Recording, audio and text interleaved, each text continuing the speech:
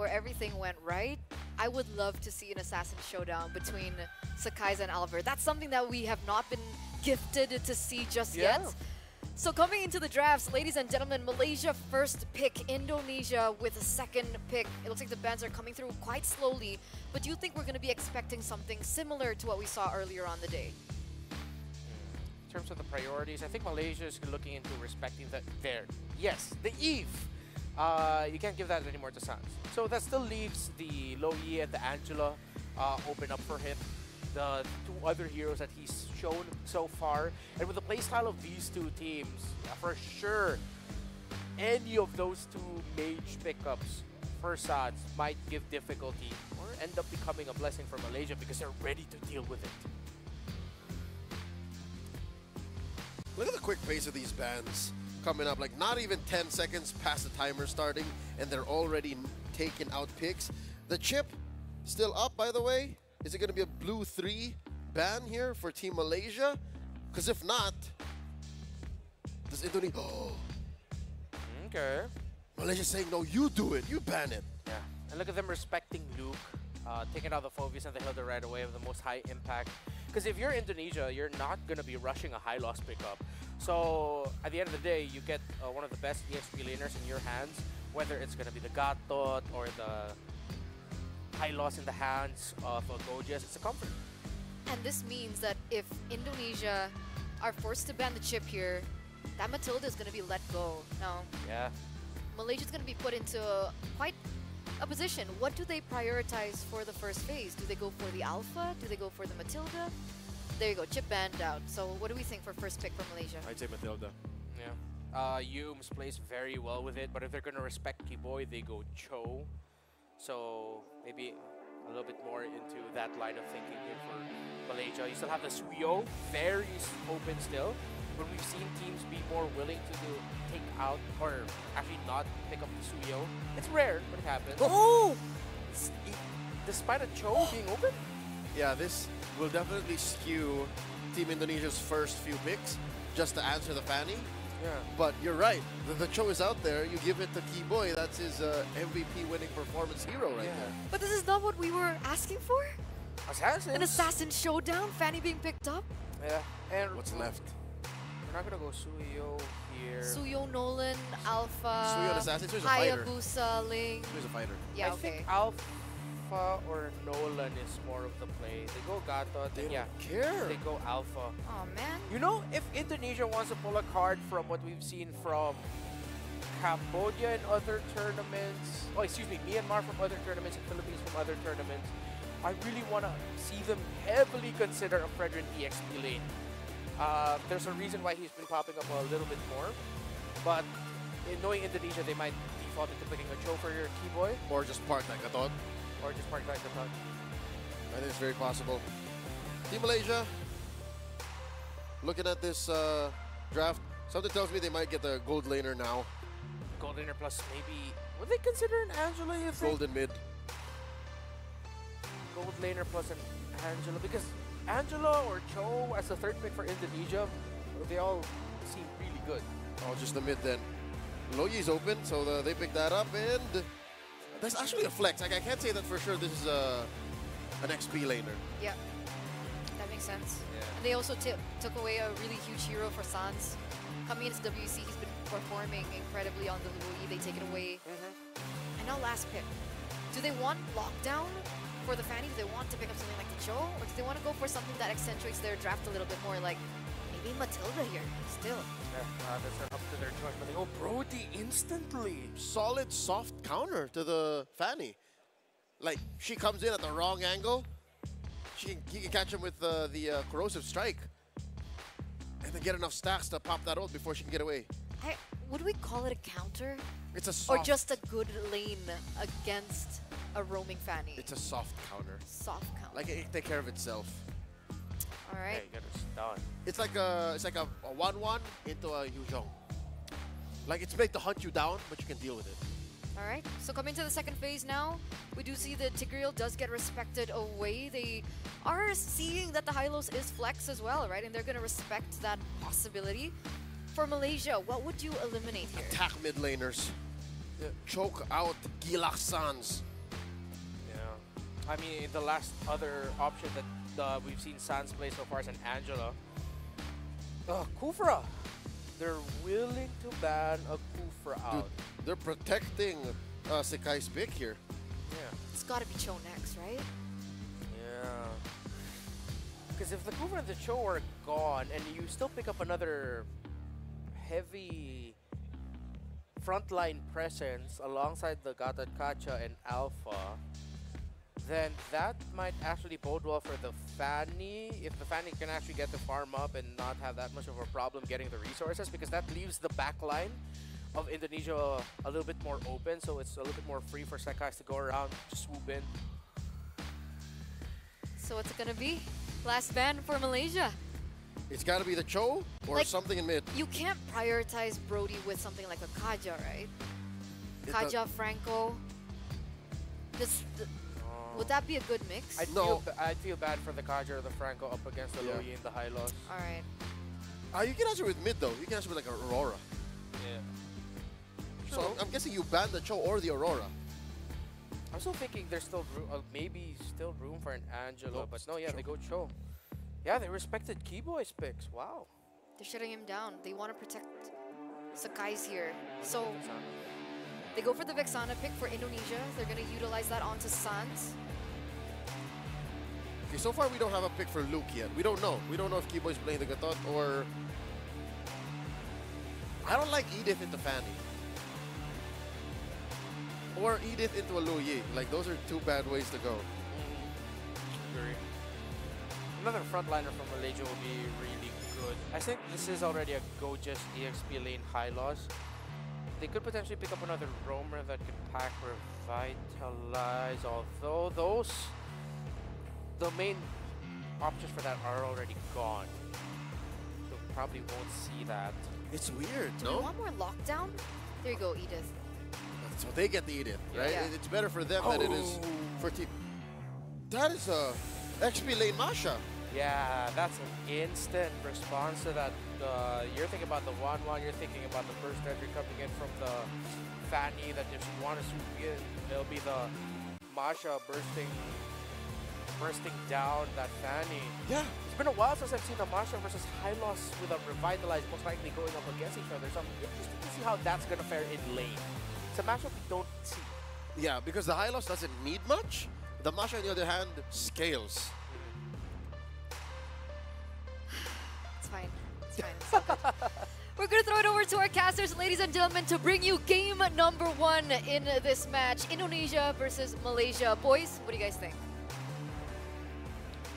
Well, I'll tell you what we think here. Eterna and panelists Renmar and Leo, we can feel or see. I feel like we can visibly see how nervous Eterna is right now with this matchup. Again, it's a semifinal here.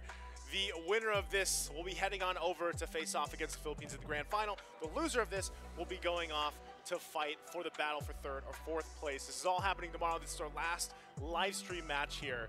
And again, I'm Nice joined here aside with Mirko to bring you the action to close out our day today for the MLBB Open WEC 2024 for IESF. How are we feeling about the draft, man?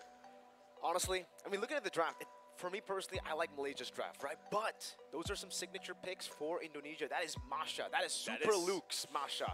Back when he was in Geek Fam, he was a absolute beast on the Masha, was able to beat a lot of the Fanny picks, a lot of the Assassins, but mainly the 1-1. I think the 1-1 will definitely struggle a bit up against those resets coming in when you try to kite away from the Masha. Insane gap closure. You got to be pretty happy. I don't know, is she still your main? Like, is 1-1 still the main? Because she's come through the meta again, so with that being said, ladies and gentlemen, we're jumping into this matchup. The Land of Dawn, again, it's the best of 3 between Malaysia and Indonesia. We already know what's at stake here, and they started off with game number 1. We'll find out which team finds their footing first. We've had great series today, especially the last one that we just witnessed, where Philippines, the defending champions, will be waiting for one of these teams in that grand final.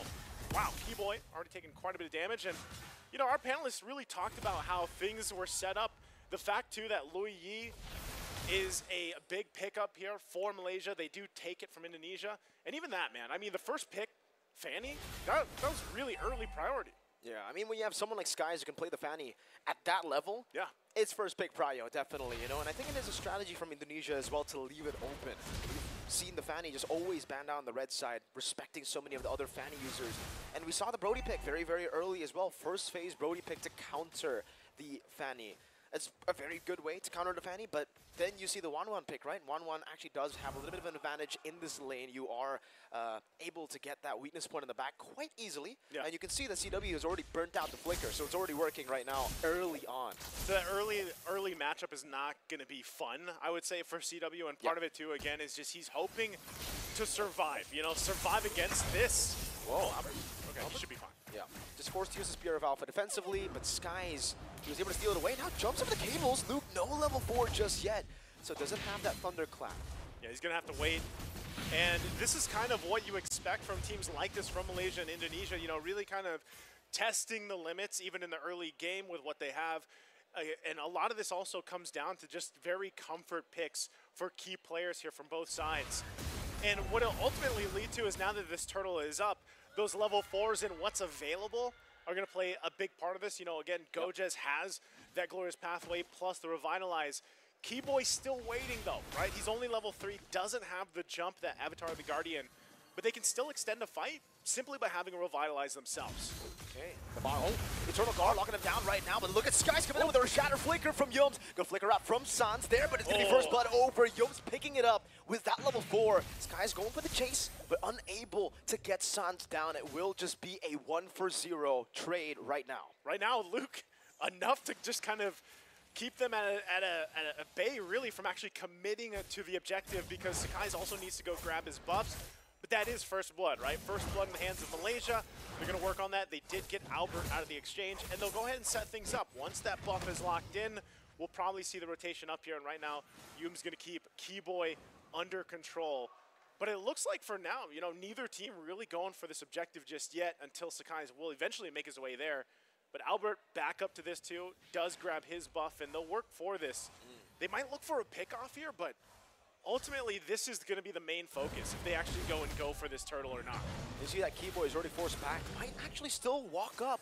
Skies with the cables, looking for Sans right now, doesn't have the flicker. Throws out a terrifying Eternal Guard, will be able to connect out the Skies, but he just goes in with the cables again. One last shot is all he needs. Meanwhile, Keyboy with the EOG, connecting to 2, getting in the taunt down. Yo's very low, the Thunderclap over. Yo's still able to survive. Will Luke be able to do it? No, he gets bursted down.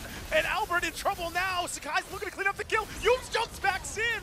It's a triple for Sakai's. Triple kill for Skies on a Fanny. It's not just a random triple for a random player. This is a signature pick for Skies. Oh man, as we were just talking about these signature picks for certain players, yes, Sakai's, he loves the Fanny, and the fact that you get a triple kill this early on, diversion.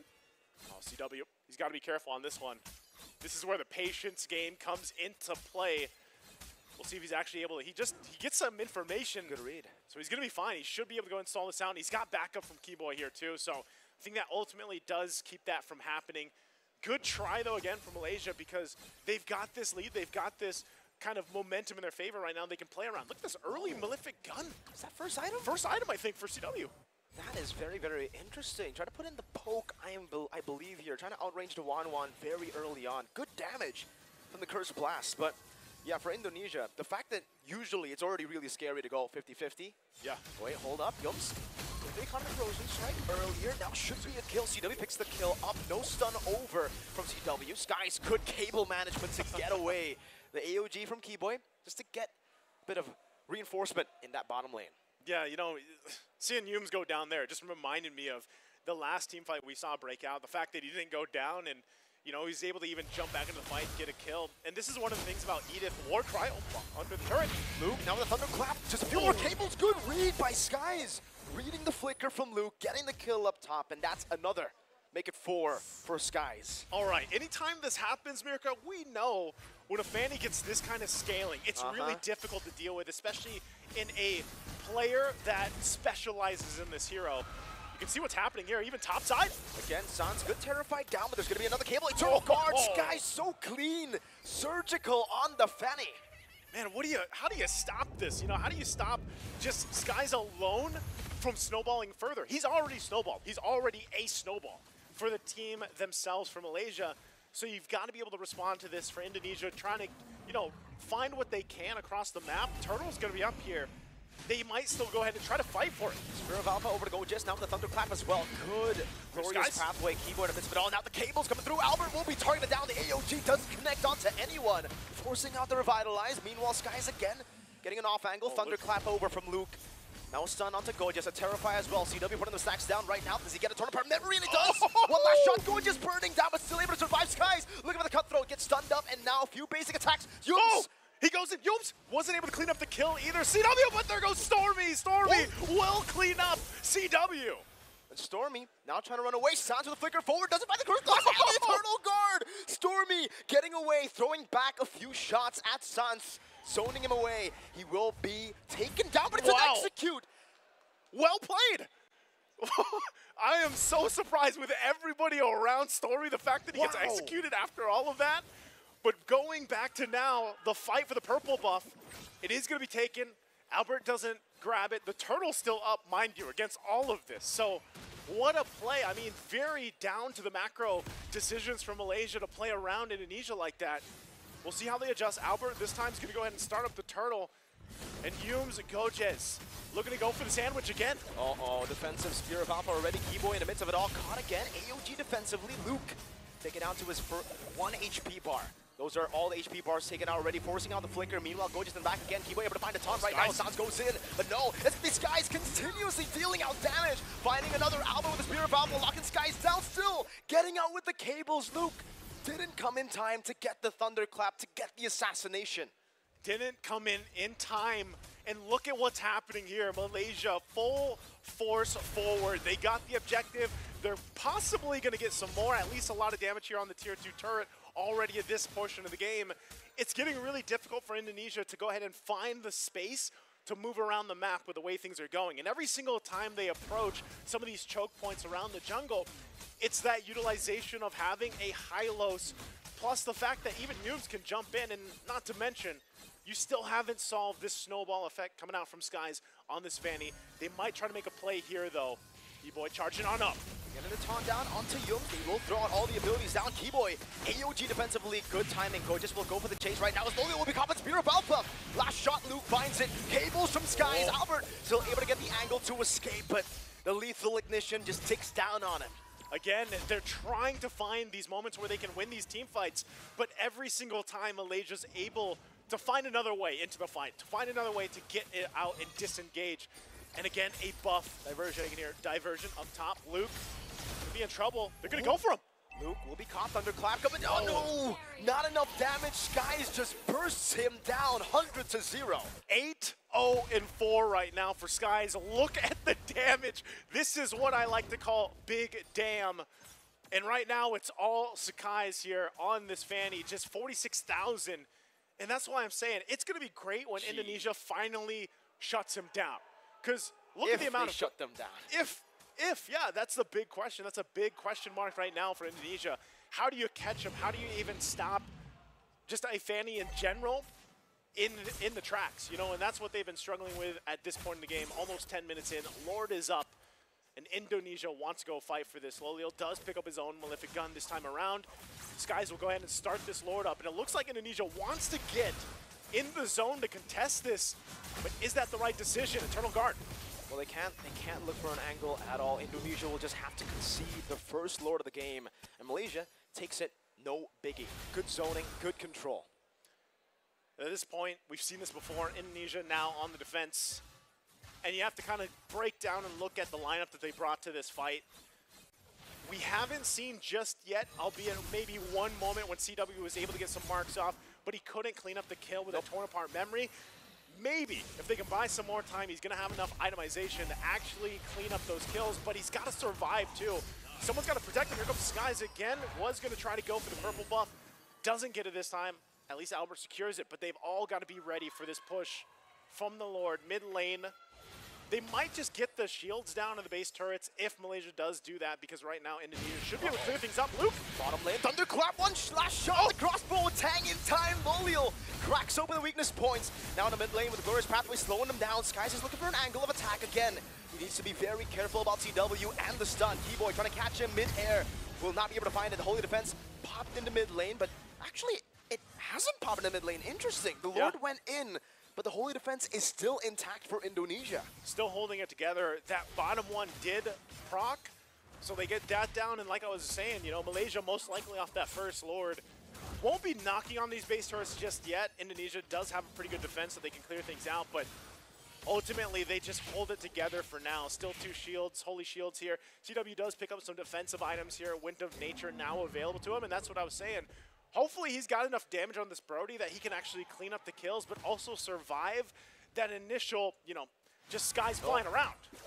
Yeah, you can see just how much damage they're able to output with a big lead here. It's a 9k gold lead.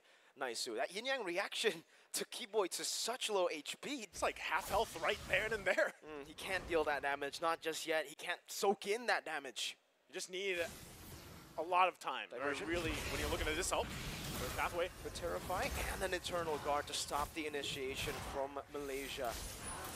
Now Skies walk forward. Purple buff will be taken. And actually, Albert is the one who secures it with Retribution. No risk of not having the Retribution by the time the Lord spawns, because, again, there's still 40 seconds on that Lord.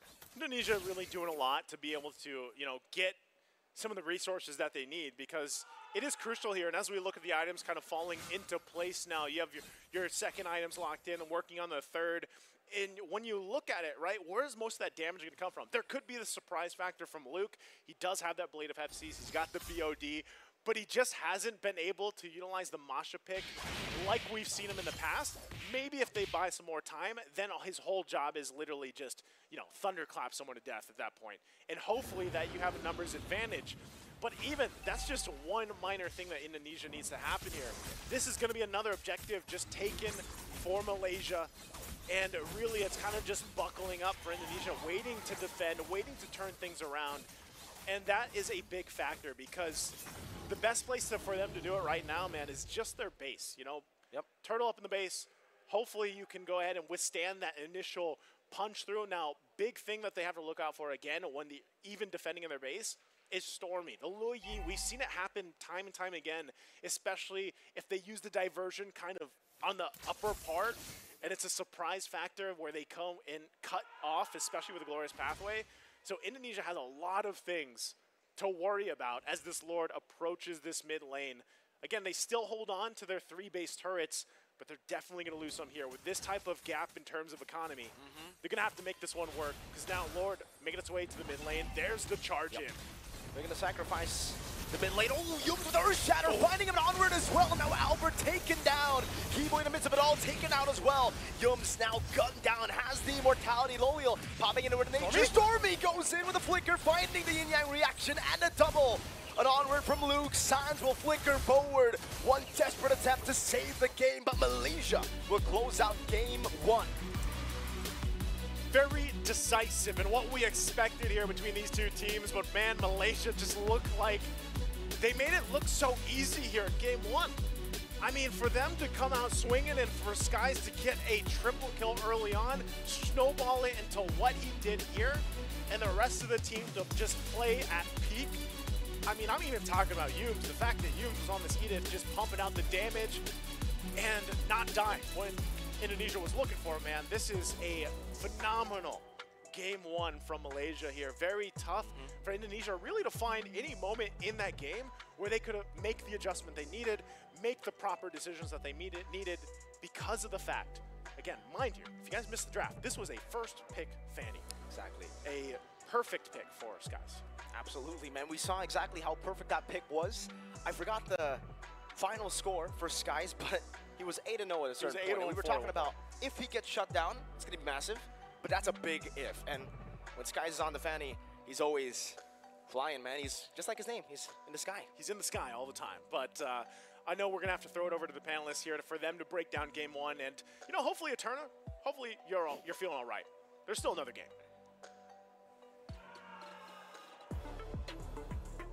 Eterna, you okay there? You good? This is where you talk. You all right? Guys, Fanny. Guys. Joe. Guys. Yeah. Okay, this is where you guys fill in. All right, you want to say it? Yeah. All right. On go 3. ahead. 1, 2, 3. Draft. Yeah. Yeah. That was a very dominant victory from Malaysia, ladies and gentlemen. Thank you so much, casters. Thank you so much, Mirko. Thank you so much, Naisu, as we're going to break it down for you. Yeah. You know, one of the big questions we had going into that one was high loss and the last pick Masha. Because in my head, even though that's a matchup I don't see a lot, I was thinking, wait, can't high loss literally just be like, I'm right here, you're getting hit, before level 3, there's not much you can do to me, I have revitalized, I'm okay. And I thought maybe they picked the matchup because they know something we don't about the matchup. But no, Luke was frozen in lane up against that half-man, half-course high loss. It's not even before level 4, you can't do anything to me. For a good 10 minutes, there's nothing that the Masha can do to the high loss. So that alone undoes the whole discussion of how we think Super Luke with the Masha is going to dominate Gojes in the XP lane. Not to mention how in the first phase alone, it seemed like Team Indonesia was so confident that with the Gatot, Alpha, and Brody, they can stop Sekai's Fanny. But there you see how the Cho was open. Yep. Like that was such a telltale sign that maybe Indonesia were thinking, yeah, we got this. Yeah, and usually when you open up and give a Fanny and a Cho is open, you take that Cho. Because that's the single target lockdown that you want to help control. It's not always the hard stop against a Fanny, but it increases your chances of not getting snowballed on by an incredibly talented Fanny that is a comfort pick for Sekai's. Not to mention the Vexana in Sans. Usually, I'm here glazing up Sans, right? Gila Sans, he's my guy. Oh, but here you watch him, he's like... that was literally Gila. It like was in the wrong way. In a different the kind, wrong way. right? The Aurora was open, not at all banned. He could have picked it up. And what were you saying about the Aurora? I mean, mages that have second lives? Yeah, mages that have a second life, that's usually what teams want to chase for when they're up against a Fanny that could potentially snowball. Because that means you make a Fanny have to use cables, cutthroat, second skill, overextend to get the second life out. The passive of the Aurora, the passive of the Nana, the passive of the Lilia. Yeah. That's why there are times where you see even teams be willing to give a Fanny, and in other leagues and tournaments be crazy enough to pick a Nana up against it because that has a second life. Wherein, if you are hoping that Sans, one of the most talented mid laners, can catch Sekai's, one of the best Fannies in the world, mid-air with a Terrify or a knockup from the EG, that's asking too much. He tried. There was like 1 or 2 moments in the top lane where he's like, all right, come on, come on. Nope. And then San just dies, leaves the EG, and then Sekai's like, see you later. Yeah. Yeah, there were so many moments, and I mean, if we're talking about lockdown too, we spoke about, you know, the mage pick, we spoke about the EXP lane, but also the lockdown hero that I was looking for Keyboy. Like, even if, let's say, they wanted to leave the Cho to the second phase, it gets banned out by Malaysia in the second phase, couldn't they have used something more reliable as a stopper? Were there absolutely no choices other than putting the Gatot, committing that into the roam, and going for a Masha in the That's the crazy lane? thing. No, there were so many other options even going into the second phase that it's odd that this is the solution Indonesia came up with. It seems like in the first half of the draft in red, they had a game plan. And then when the Cho and the Kufra got banned out, they're like, yeah, we're doing the Vexana Masha. Like, it's such a... It's like a movie was written and directed by one director in the first half, and then a whole other crew took over. Yeah. Like that's what this feels like. Yeah, okay. So from the side of Malaysia, they first picked Fanny, right? First 2 picks on the side of Indonesia was the Alpha Gatot. Yeah. Usually when a team already prioritizes their jungler in the first pick, I mean, no need to not all rush. the time. You don't need to rush your jungle. You go ahead and chase the power picks, you pick your jungle in the third, or flex your wide hero pool in the jungle and decide to pick it up later in the second phase of the draft. So what could have been, instead of Alpha Gatot Kacha ban, if they're hard set on the Gatot Kacha, okay, Gatot Kacha XP, you put the Roam Cho. Or you surprise, and then you steal what could have been a pickup for Yums, you pick up the Edith, you pick up the Cho for yourself. So if ever Malaysia decides to pick up the Mathilda that we thought would actually appear in the draft, then at least you have another single target lockdown that can either target the Mathilda or the Fanny. It's quite perplexing to me the decisions here in terms of the pattern and the order of which things were drafted. Perplexing, more like heartbreaking. Sorry. Am I right? Yeah, I'll give that. I'll give that to you. I'll give that to you. I'll give that to you. It's okay, guys. It's a best of 3. I mean, after having watched Indonesia in action earlier today against Team Mongolia, they were honed in and they were so focused. Yeah, they were locked in. And they were punishing the even creative drafts that Mongolia brought out. It's odd that now against Malaysia, they seem to be more adventurous in the bad way. Yeah. They're more like, all right, maybe this will work. This is Malaysia we're talking about. Okay, so coming into the second game, would you think that this would warrant a Fanny ban? And if it did, and if it should have been banned, wouldn't you say that Malaysia kind of dug this hole for Indonesia in the first phase of the bans? I think already it's very telling that in this game, Indonesia did not ban Fanny. For a majority of their run here in WEC, they've been banning Fanny. Like a random last ban slot always randomly goes to a Fanny for Indonesia. Why now suddenly changed? Exactly, that's a question. So I'd say, yeah, just number one, ban it out, have less problems. Because what they did was Jushin, Harith, and Chip ban. Because Malaysia did a Hilda ban in the final third pick of the banning phase. So do you not feel like that was forced? What do you think about this Harith ban? Yeah, do you like the ban? Do you want to leave the Harith open instead and replace that with the Fanny? I'd reckon it's the Harith ban that broke the camel's back. Yeah, just added into it.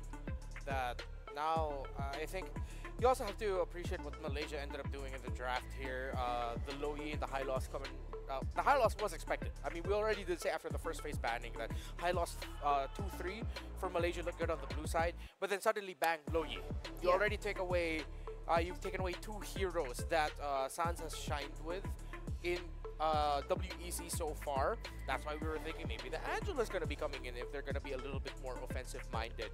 Or the Auroras that we mentioned. So, as much as it is perplexing the decisions that Indonesia made in this draft, you also have to respect what Malaysia has done that maybe forced out reactions from Indonesia to make them draft themselves in this scenario. You also cannot discredit the efforts that Malaysia did in this draft to maybe shock and awe Indonesia. Yeah, the draft is a majority of what caused this dominant win for Malaysia, and it goes hand in hand with the execution. It's just great picks wherein you corner your opponent into a weird composition, and then you punished clearly. That's why it looked like there was nothing Indonesia could do in game 1.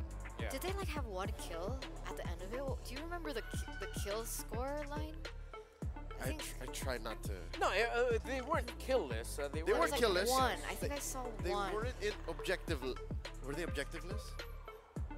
From what I can recall, yeah, they should be. Maybe they It was. have 1. It was a clear struggle, but you're right. It wasn't a perfect game. But it was a struggle. It wasn't a perfect game. So, it's not like Indonesia had no game plan going in, but against a team like Team Malaysia, you have to have a sound game plan. Yeah, they have 5 kills and no objectives. It was a little No scrappy. objectives. Yeah, they were. I mean, they were able to secure their buffs, but in terms of the turtle, the lord, and the turrets, Indonesia wasn't able to secure. But man, Sakai's on the Fanny. That's why I screamed at the pick. I was like, Yeah. oh man. Yeah, and that's why instantly my reaction during the draft was Fanny with the Cho open. Fanny, that wasn't a problem. Because they didn't pick up the jump. Because they did pick up the choke. That's what exacerbates this whole situation. So now, I wouldn't say instantly ban out the Fanny. Maybe this is Team Indonesia growing. Maybe this is Team Indonesia developing. What if they're saying, guys, we can't become champions if we constantly have to keep banning the Fanny. Here in the semis, we learn how to open the Fanny and play with it. And here in game 1, they learn a valuable lesson. Can I one-up it? Sure. What if it's a bait for the second game? That is a possible strat as well. Conditioning? No, Yeah. Teams have been vocal about doing that. Opening up comfort picks, it does really well in the first game. The long Then game. the real strategy for what you're supposed to do to actually counter it comes up in the second game. You force game number 3 or whatever game that you find yourselves in. So that is definitely a possibility. But again, if it is Malaysia blue side, Indonesia red side, and Malaysia picks up Fanny in the first phase, I want to see the answer right away, already locked in. Because even Malaysia were respecting the answers that could have come up. They respected the Hilda for Indonesia. They respected the Kufra as well, that Keyboy has shown to be incredibly proficient with. They respected Luke in the first phase alone. Yeah. It's the Phoveus and the Hilda ban. So it seems like Malaysia is locked in, and Indonesia are the ones who have to find a way to get in that same space. Now Indonesia's on the play. And now you can see them on screen as well, ladies and gentlemen. There it is. They're very serious. You can see it on their faces. And this is the answer towards the second game as we welcome you into the drafting phase. This is a Fanny ban straight out of the board, answered with Yves as well as Malaysia banning out the Jushin. So is it just me, or does this throw out the whole theory of conditioning? Like, it wasn't on Indonesia's terms. Like, that was just a difficult game. No, yeah, that's exactly what it feels like here. I mean, yeah, you know what? I will move on personally as well from game number 1. Well, if it's available, I'd want to see Indonesia still rush that choke. Take it out from the hands of Hughes. Put it in the hands of Keyboy. Allow Keyboy and Sans to work together to pressure the jungle and the rotations of Malaysia in the center of the map. Pick up the Cho if it's possible. If they do go first pick Cho here, since Chip is going to be one of these remaining bans, I gotta ask, how often does it happen, Eterna, that the Cho is flexed in the XP lane in MPL Indo? Yeah. We've seen it a few times. We've seen Rez pick it up. But it's not something that we see too much of. So what is it, like 1 in 10 Chos get flexed? Like maybe, yeah, 1 in 10. 2 in 10 maybe? Or 1 in 5? Yeah. Fractions. That's how math works, guys. Interesting. That's Okay. Matilda from prior snub completely. Seems like either a Hilda or a Cho now, huh? For Indonesia. What if this isn't the Chip ban? Does Sans go Chip? Or does Kuboy go Chip? If this is suddenly not a chip ban for Malaysia and now the chip is wide open here, I feel like there's going to be a lot of overthinking from both sides. Like, guys, we're opening up the chip. Like, oh, what now?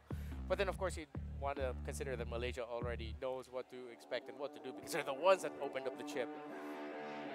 Now you're seeing the strength of Red Side.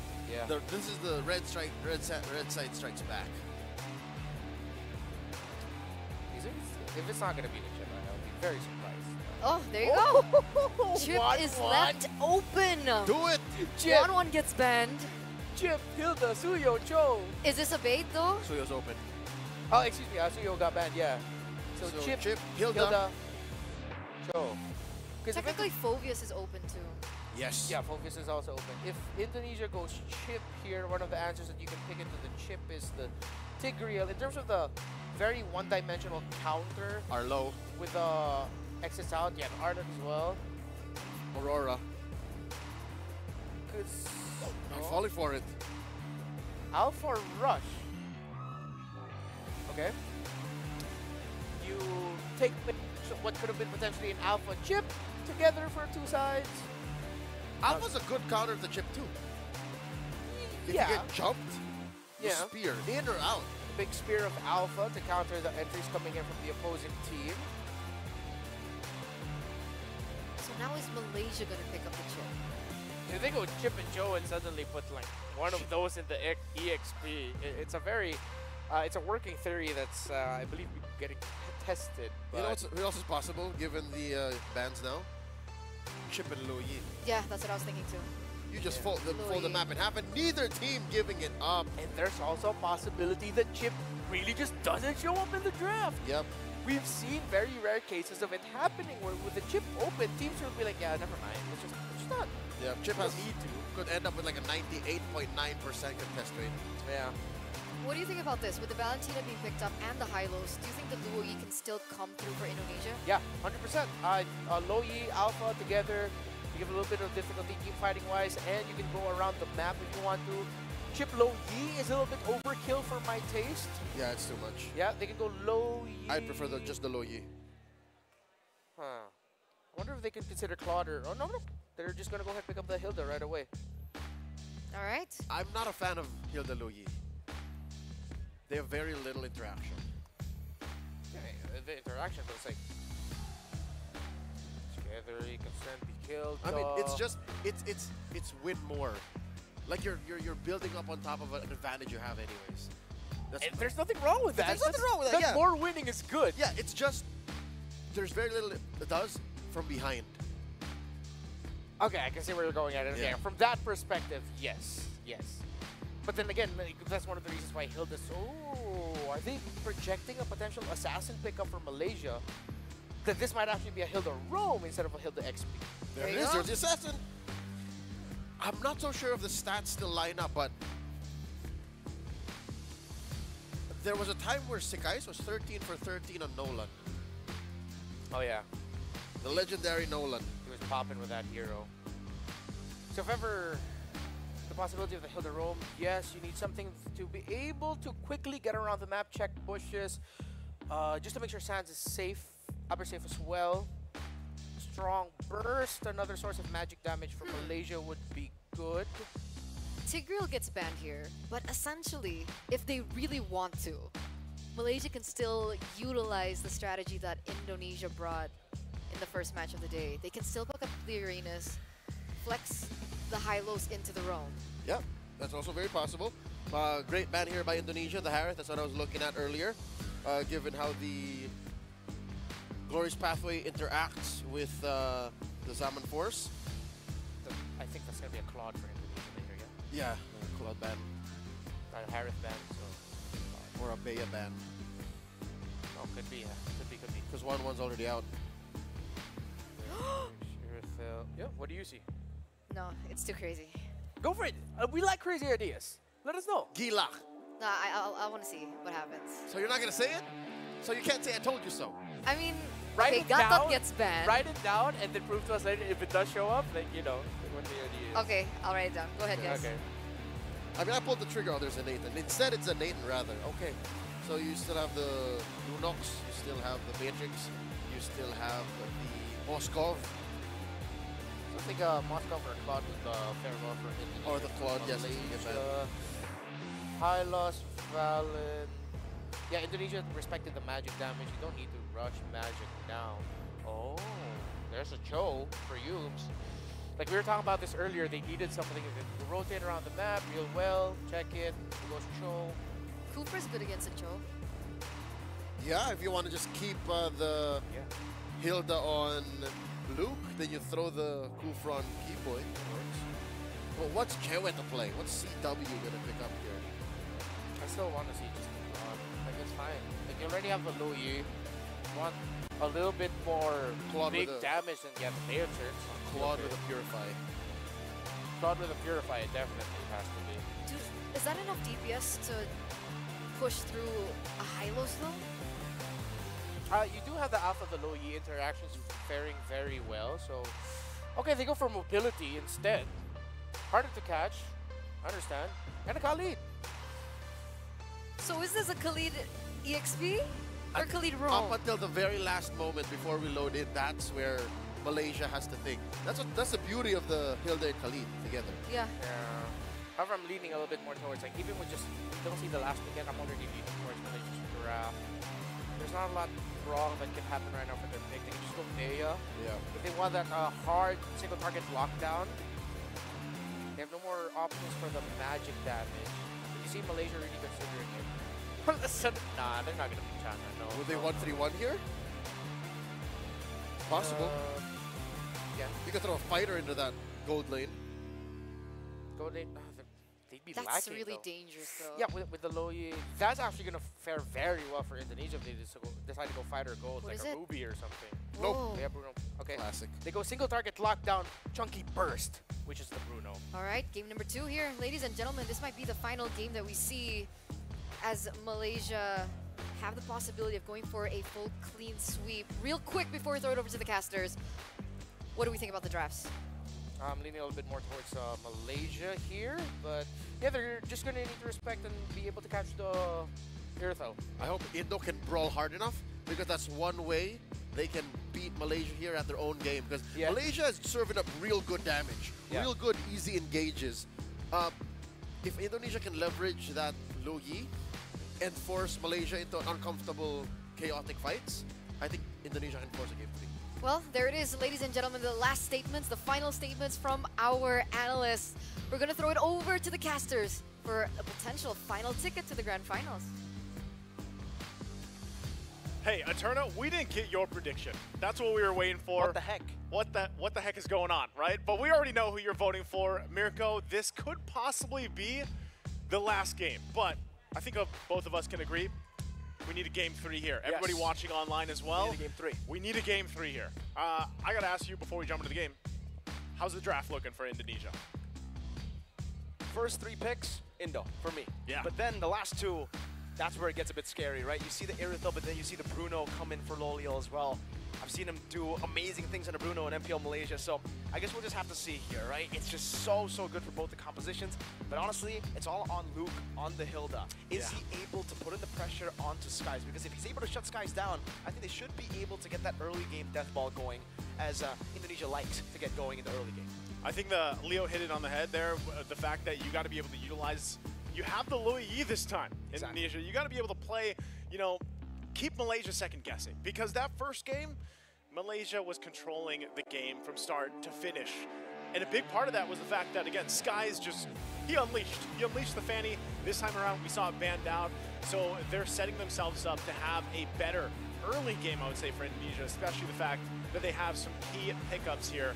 And, you know, as our panelists mentioned, part of this could just be the fact where you want to go for that brawl style, you want to brawl it out, you want to get that early game going, you want to be able to get the momentum you're looking for that Indonesia is known for. But so is Malaysia. Let's be honest. You know, they've done this many times. They've won, of course, their own international tournaments throughout this past year and everything else, and everybody's very familiar with these players from Malaysia, just like they are from Indonesia. And I would have to say, you know, at least looking at the draft and everything else, I'm going to side a little bit with Malaysia here too. I think they did really lock things in with those last couple pickups.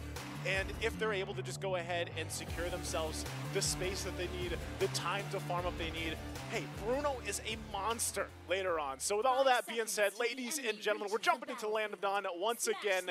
What could possibly be our last game in this best of 3 semifinals. The winner of this heading on to the grand finals tomorrow against the defending champions, the Philippines. And the loser will be going off to fight for 3rd and 4th. Look at this, guys. Exactly, the pressure that we were talking about early on, not just for Luke, but Keyboy too. You can see the utilization of the Kali. Now, very deep. Skies forced back. Keyboy will just run away. Early lead going to Indonesia. And whoa, Keyboy actually wanted to cancel the recall again. Will be kind of a tough spot here. I think Yums will be able to rotate around towards him as well. Okay, he should, yeah, he gets out, but he's good. He did his job. Like, his whole job was just to go ahead and delay Skies. Look at this, Yums. Yeah, Albert is rotating as well. Yums will dish out some more damage onto Keyboy. He decides to go back in. Albert is right there. But Albert is more focused on just the farm. Will go for the jungle to take it away from Skies. Good yin-yang reaction to the mid lane as well. Stormy, out-traded here. Has to respect this. Okay. Man. Look at this delay, though. So Skies, the delay proved the point. He's going to have to rely on the team to help him, you know, kind of adjust from this. Keyboy will go in, gets the vision. Yums is there, though, too, so they're just going to force Keyboy out. Keyboy has been threading the needle, man, with this early game already, the pressure that he's putting. And it's working so far. You know, he is going to be able to go ahead and heal up with a quicksand guard there, too. So doesn't have to go back to the base, and we'll just continue this on. Luke waiting patiently. They all want to go for Skies.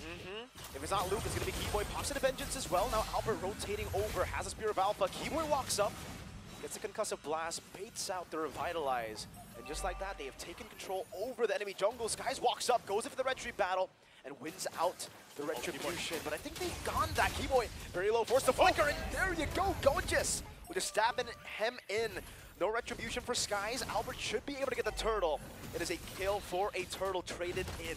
So even though First Blood going in the hands of Malaysia, because of the fact that they were able to get that Retribution out from Skies, that does get them that first turtle. So a trade across the board for both teams.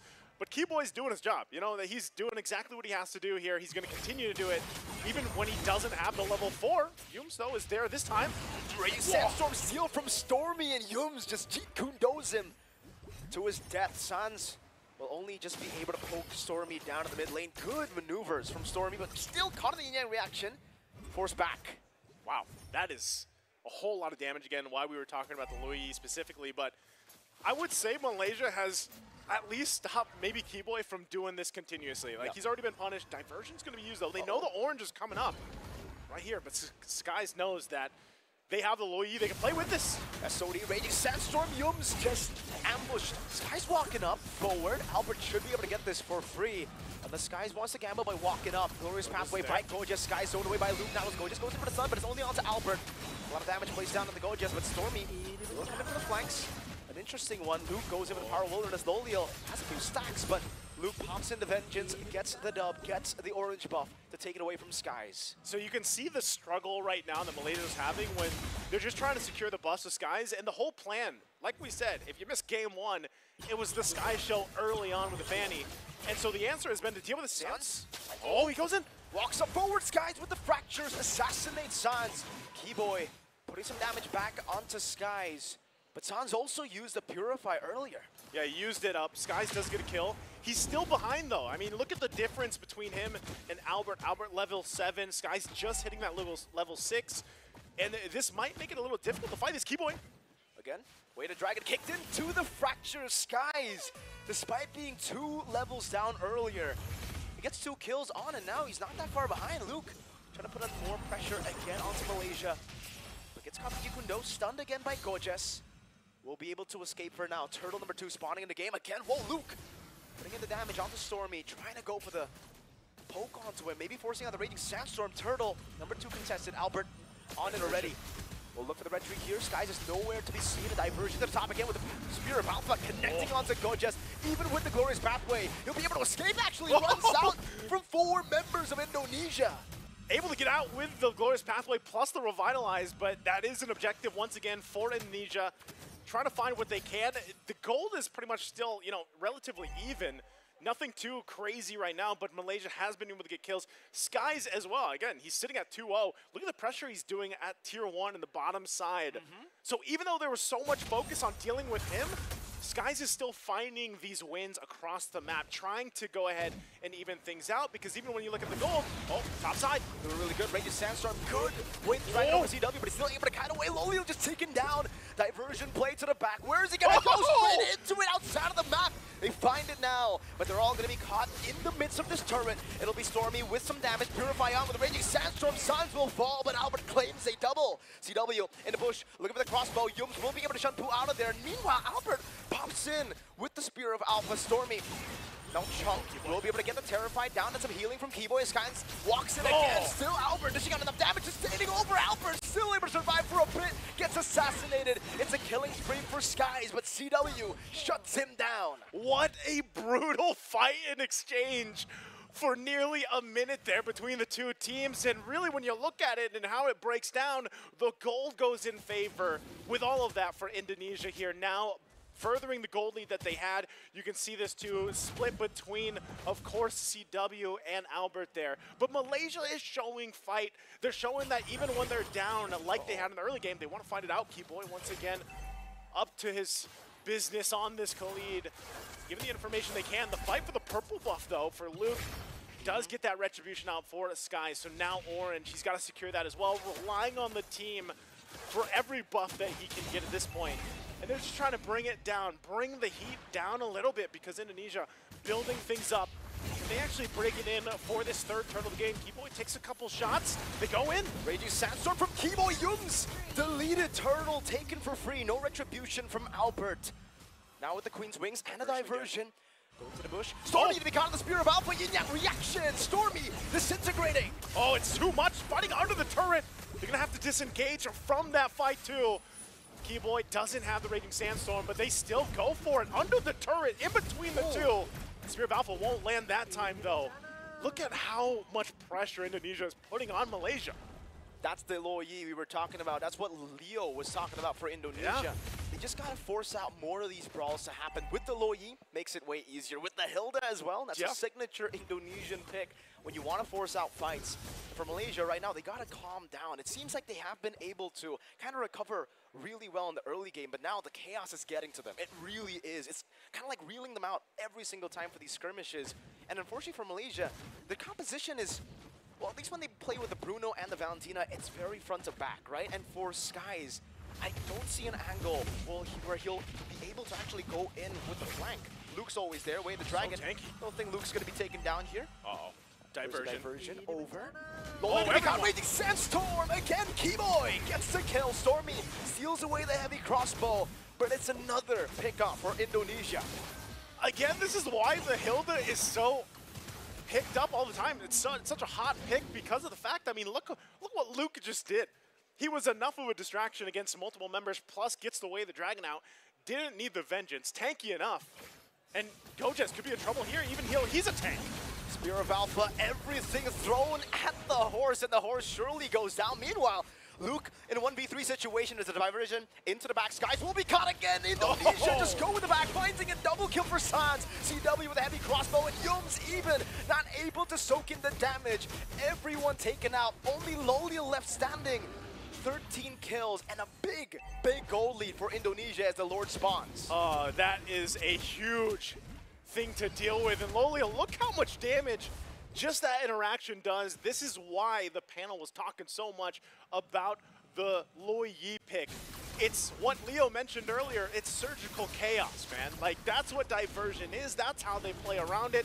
And that's why they love to prioritize this hero. So far, Malaysia's head is on a swivel, but there's no way that they catch up because of the fact that they're just falling further and further behind. I mean, think about it. We're at like 9,000 gold deficit, and this all ballooned in the last probably 3 to 4 minutes.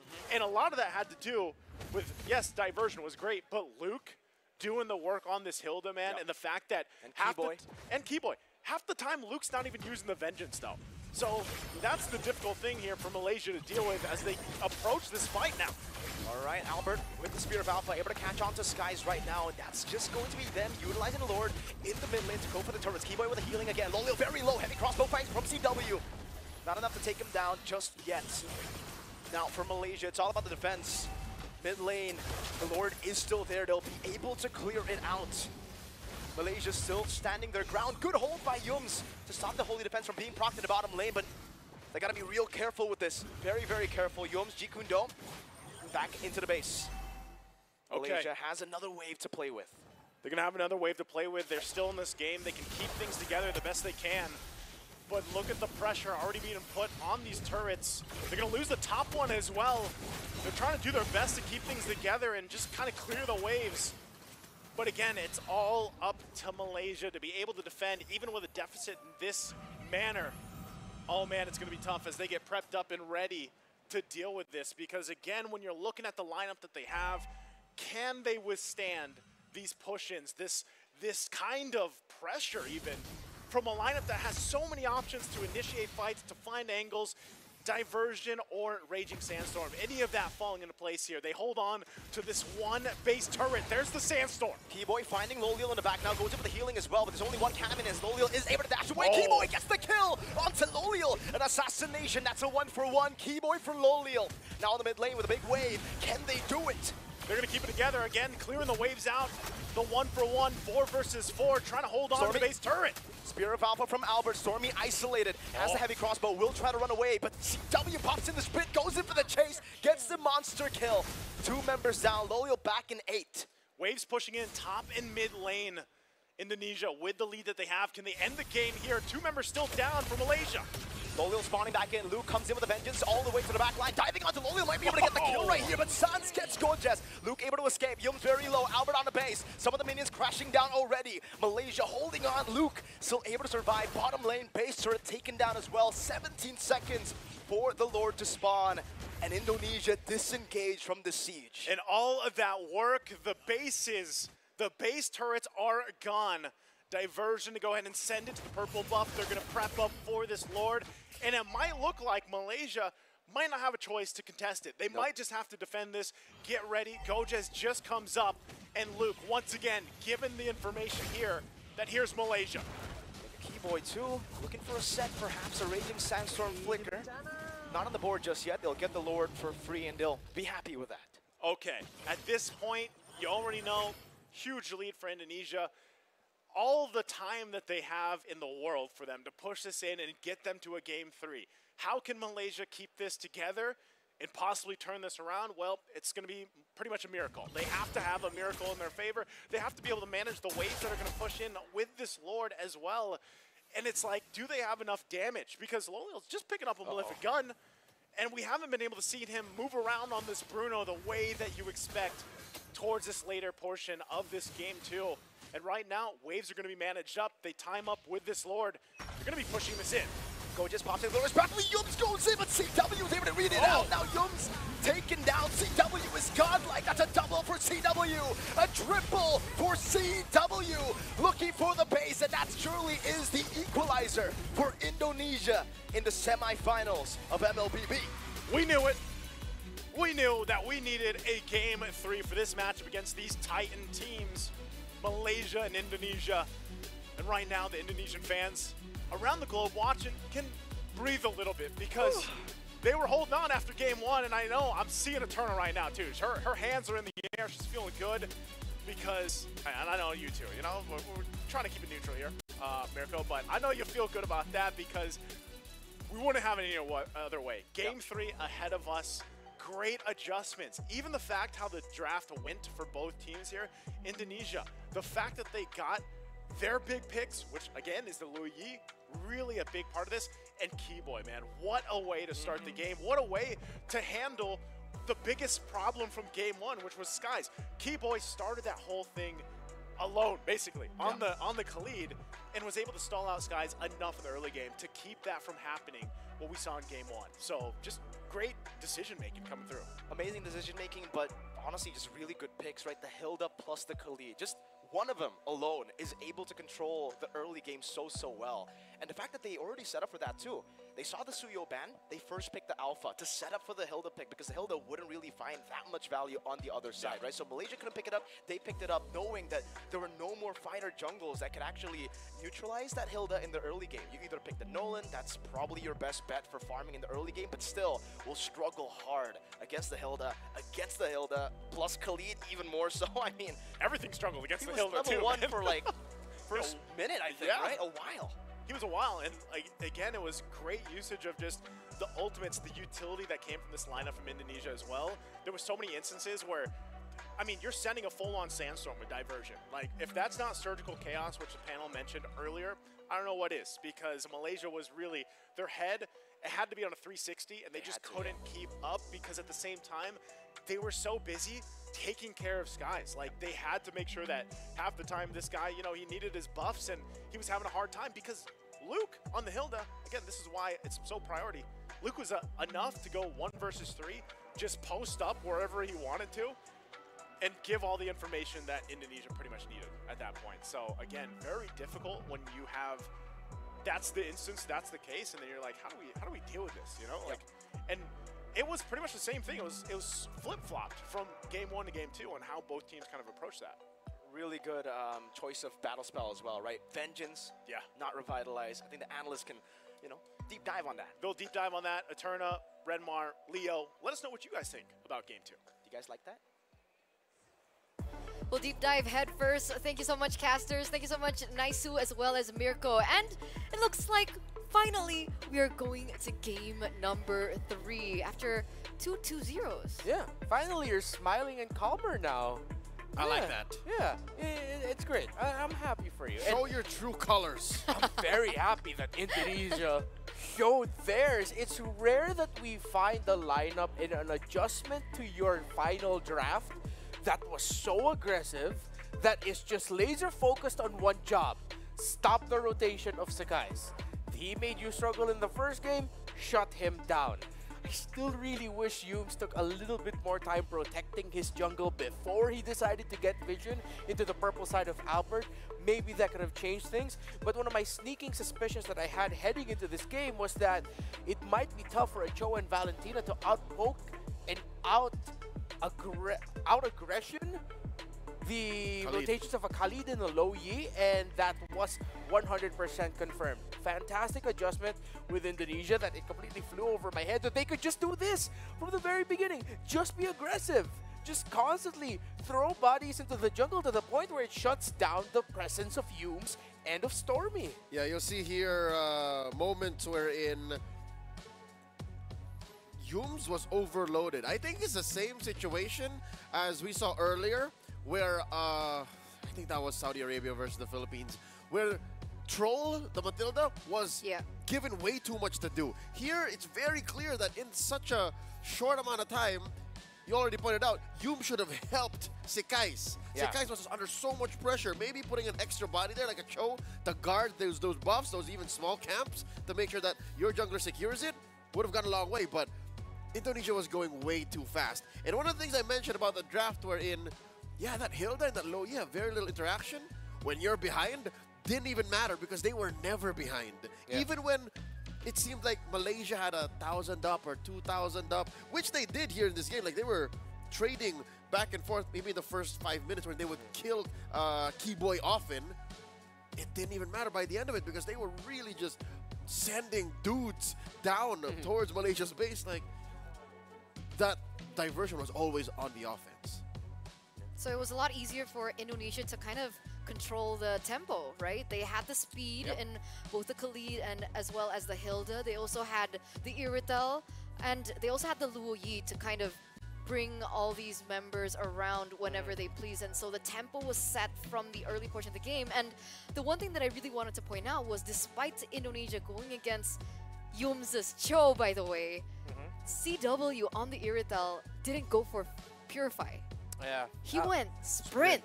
Straight It's up sprint. How you deal maximum damage with a crossbow. 904. Yep. Not taken down once. That's impressive stuff from CW. Yeah, and that's like big faith that Indonesia will get the game that they'd want. Because if it was somehow flipped around, it was Malaysia going into the 8th to 10th minute with a 3 to 4K gold lead, you'd be scared for that Irithel.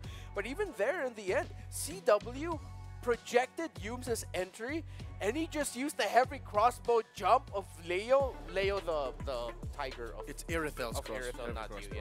So Leo's jump, so that you could just use that to dodge the entry of Yum's. He used Flicker, Jeet Kundo, and my goodness, that was a fast hands reaction by CW. It's like Indonesia went into this game knowing that, guys, we won the draft, we got it. Put a vengeance on that Hilda, that even though the Hilda, like, you'd want that healing, we'd want that little bits of reflect and the damage reduction so that the burst and the pokes that they have in the little bursts and pokes that they have in the early will be nothing to that Hilda. Yeah, no, even before the game started, they understood that Luke is going to live this close to Malaysia. Like, he was just going to get in there, it's like, all right, punch me, hit me, right? So, what has Luke put on Hilda so far? Sprint, Revitalize, Vengeance. That's 3. What else, right? Like, is that not the most variety you've seen on a laner in battle spells? Because when you're a marksman, it's usually Flicker or Purify. But I think that just shows the kit of the Hilda in particular, right? Because technically you can also go Hilda Sprint. So there Flicker. are a lot of options. Execute. Ooh, that's actually, I mean, I don't know. Would that work? Yeah, maybe in ranked games. A bit too aggro for my taste, but I mean, I'm not gonna knock it. I've lost to execute EXP laners, sub Z longs. Anyways, so plenty of that. I gotta respect. You gotta mention, like, Indonesia first pick in the alpha. You don't see that a lot, but then they built around it so incredibly well. They again picked up the Low Yi in the first phase. Then they showed the Hilda, which was a flex. Now they projected it was going to be an assassin on the side of Malaysia. Sekais did get the Nolan, still ended up with a 5-2-1. But then they brought in the Khalid, paired it up with the Low Yi, outpoked the Cho, outpoked the Valentina, controlled the jungle. That even though the Nolan got kills, it wasn't able to get the game that it wanted because it was pressured. You shut down the Valentina, you shut down the Cho, hence you also shut down the Bruno. And that's another thing that Malaysia needed to consider. They picked that Bruno and knew that they were going to go into that game with less than stellar wave clear. Their wave clear was risky and their wave clear was tough, and they chose to go down that route. That's something that Malaysia needs to double check themselves with the Game 3 draft. This shows that Malaysia wasn't expecting the speed and aggression of Indonesia. Like, they played and they drafted a lineup that plays conservative to slightly aggressive.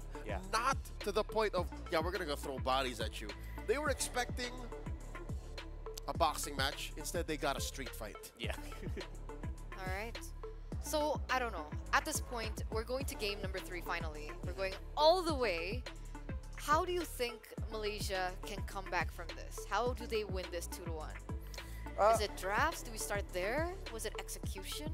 Well, I think game number 2 was a little bit more, again, it boils down to even it feels like not only us, even Malaysia and Humes didn't expect the sheer aggression that would be coming out of the gate from Indonesia. Which I think, to answer your question, I think it's execution. They drafted okay. It's just when it came down to it, they didn't respond with the right kind of reaction and with the right kind of movements in the map to survive that early barrage. Because look at, all right, let's be honest. Look at Indonesia's lineup. Look at it, all right? Again, the Irithel with a sprint, that's not an Irithel with a Purify. If it went down to like an 18, 20-minute game, don't you think maybe Malaysia would have come back? If it lasted that long. But again, it then goes back to the idea of that wave clear is not that great. It's a risky type of wave clear, even so. Don't think, change things enough so that Malaysia would not have suffered the whole base exposed. Yeah. What if they were able to do, as you said, Humes bodyguarded Sekais instead of Loliel? If they could have gotten to that point, then maybe. Because I think you change 1 or 2 picks from Malaysia and you add the extra respect to Indonesia's aggression, they would have maybe put up a better fight. So now, do you think that they might want to swap sides? Do you think that was a factor as to how Indonesia was able to get game number 2? Oh, no, yeah, for sure. If Indonesia was the team that decided to pick blue side for game number 2 and then they went ahead and drafted that way that they did, that's tailored. If game number 1 could have been a tailored approach into potentially shutting down a lineup that had a 1-1 that didn't work well, gotta credit Indonesia in that game number 2, they tailored a lineup that will shut down the opposing jungler. So we might not see that specific an approach for both of these teams in this game number 3. They can't do that same thing again and again. Yeah, you can't do that, exactly. You can't do that same thing again and again. One thing that might change is the trade in the mid. You might want to consider taking out a quick prio into the Valentina and change it up with something along the lines of what Stormy, with great precision with backline mages that he's known for.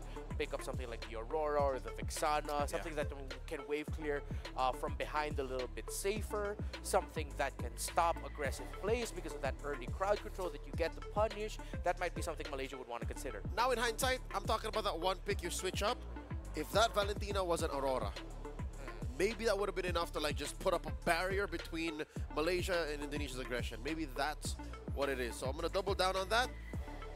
Put an Aurora, less of Vixana, more of an Aurora, onto Stormy, and then add a little extra respect, whether it be your picks in the draft or through your gameplay. Where's Matilda here? Oh yeah, Matilda got banned out. Yeah. And then maybe this could be more to Malaysia's tempo, because I'll be honest with you, both these teams now in this best of 3, they're feast or famine. Like they're either in control completely or they're doing nothing and struggling. Like that's the story of game 1 and 2. And I'll also add one more thing that I know you would really like. CW's been monstrous this WEC. He has been just stellar for Indonesia. That I think that's another thing that Malaysia has to consider. What is CW going to end up with? And do you have an answer for it? Are you pressuring it enough? If not directly, are you pressuring the rotations of Indonesia enough? The CW is having a little bit of a hard time sustaining lane because there's pressure coming in from the side of Malaysia. As much as we're looking at the center of the map, you also have to look at the gold lane. Okay. And forget about Gojes and Luke. Like that's I'd hate to say it. I used to think Luke would have won that lane 100%. But no, Gojes is so reliable. Dude is money. He is money right now for Malaysia. Okay. We'll see what happens, ladies and gentlemen, as we get into the drafting phase for game number 3, our final game in this series, our final game of the day as well. Malaysia back on first pick. Indonesia was second. Eve Luo Yi banned out by Malaysia. We also do see a Fanny and a Jushin. What about the Hilda? Do we just completely let that go? The 1-1 gets banned out, and this should be a chip, unless they let it go again? It just might. We saw it in the last one. It wasn't a factor. Really, like, both teams didn't care that much about the chip presence. Also, there's Fovius open. There is also Hilda open. Suyo. Alpha. You ban out even Lo Yi, it's a little bit better for the Fovius or the Hilda. But then again, if Malaysia would rush to Suyo for Sakai, it's like I would have knocked them for that. Albert's shown that to be one of his comforts right now in this tournament. I mean, Indonesia, they're taking their time here.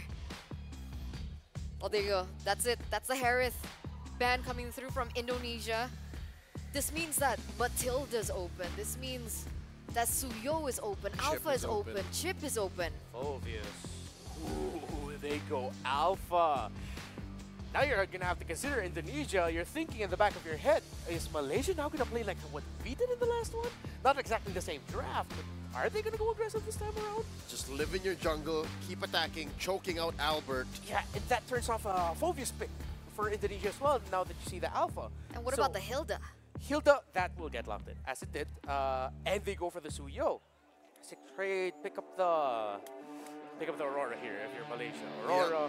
You need a stopper. Yeah. If you know you can't be as aggressive as Indonesia, respect that fact and draft into it. Yeah. Could be Aurora high loss, or maybe they want to pick up something a little bit more proactive in the EXP lane.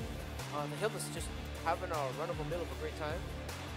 So if it's not high loss Aurora, it might be a switch for the EXP lane. But then there is a chance that Malaysia will just forgo the Aurora pickup and decide to pick their gold laner now. What about Matilda Phobius? Ooh. Matilda, Phobius. So the Matilda can synergize with the Phobius and the Alpha. Might not be a good time for the Phobius in lane. But they go Matilda, you call them Matilda, but they decide to back it up with a high loss instead. So some Matilda for Yumes. I wouldn't be surprised if Indonesia go ahead and lock in the Cho here again, or they could even surprise and just pick Tigreal. Interesting how Malaysia seems to be answering the Hilda in a different way. Like, they're not trying to cheese it out. They're not trying to even acknowledge what happened in Game 2. Well, now I think they can better because Matilda is on Yumes. So they can better protect Loliel and Sekais. And Sekais can take care of himself. Finally, the Aurora comes out. Is that the first Aurora of the day? Of the day, if I'm not mistaken, yes. And we've been calling her out like We've seen Aurora she's been absent. against Philippines. Oh yes, you're Saudi right. Arabia. Saudi Arabia Second picked it up. Aurora. Yeah. Yeah, the second Aurora. And we did mention that the hero pool of Asans, this is the first Aurora for him, if I'm not mistaken. They might have picked it up earlier in the day. But yeah, they picked up the mid laner that I thought Malaysia would pick up. That we thought that Malaysia would pick up. So that's still respect coming in.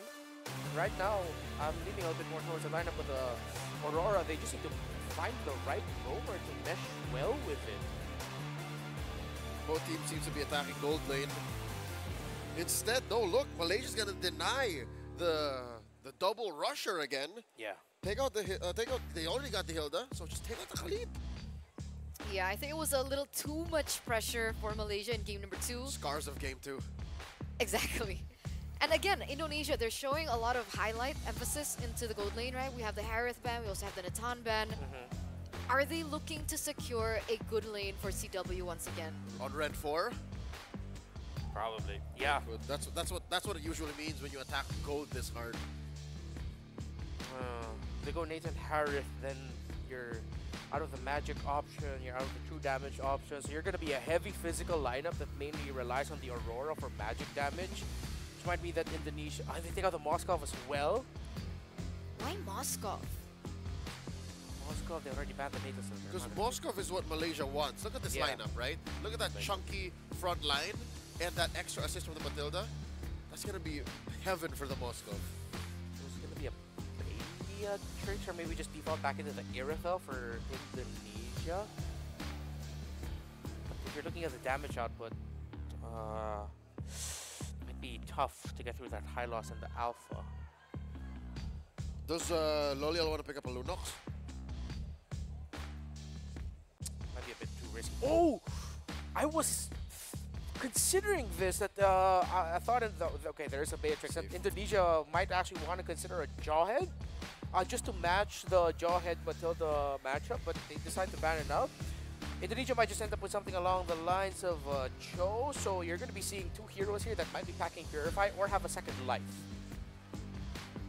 Last couple here for Malaysia. The gold laner and the mid laner missing. Vex here. I don't like the look of a Valentina anymore. I guess if you want something a little bit more versatile, pick up something like the Lilia if you want to win Prio. Mid lane, you clear quickly with the addition of the Matilda. You should be able to roam around to the side lanes in case they lose this matchup in the side lane. Yeah, I'd like that too. I'm a little bit more iffy now on the Vexana as well. Faramis Matilda, disgusting. And then they close off with another Bruno pick on Loliel. They're literally rewinding game 2 and doing it better. I think it's a good deny, honestly, this Faramis. Because with the Beatrix here, you would think of something like maybe the Franco or the Kaja. But with the Faramis in the mix now, do they really want to put all their eggs in one basket and go for a pick-off kind of composition? Yeah, it's going to be tough. It might be a tough call for that. Even Cho might be tough to pull off here because that hill is going to experience a lot of pressure fronting. You need a stronger front if they go for the Gatot Kacha instead. They get the magic damage, a little bit more of it coming in. And that makes Stormy's timings with the Netherrealm all the more important. Because if Stormy isn't careful, it's going to get taken away real quick. But just the same, he has a huge margin of error. There's a Matilda. Yeah. That's extra layers of approach that they were not afforded in Game 2. And this is a similar approach to Game 2, but all the more now, it's a clear 4-in-1. It's a quite squishy, high magic damage poke, roam mid combo.